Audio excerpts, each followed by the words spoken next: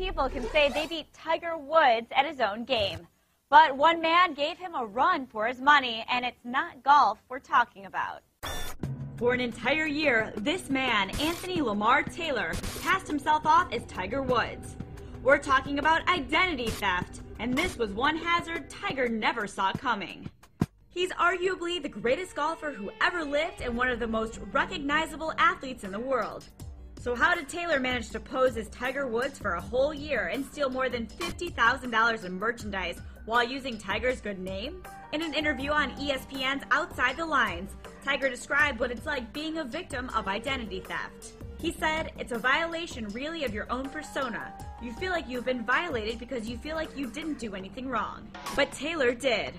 First, police say he forged a license using Tiger's real name, which is Eldrick T. Woods. Then Taylor got a real California driver's license using the same name.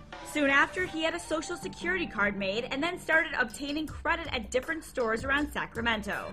Because Taylor used the name Eldrick and not Tiger on his ID cards, most salespeople never made the connection. Tiger, who's always been careful about his personal information, tells ESPN that's what made the crime so much more frustrating. He said, "You work so hard to get where you're at, and you don't want some lunatic somewhere going ahead and screwing that all up." Taylor's winning streak was over in 1999, a year after it began, when he was arrested on a parole violation and cops found his fake ID.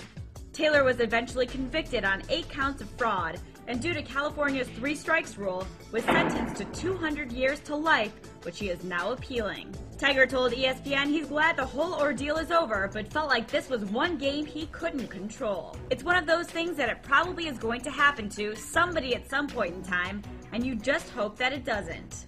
Like Tiger says, identity theft can hit anyone at any time, no matter how careful you are. But LifeLock, a personal identity and fraud protection company, is in business to make sure your business stays your own.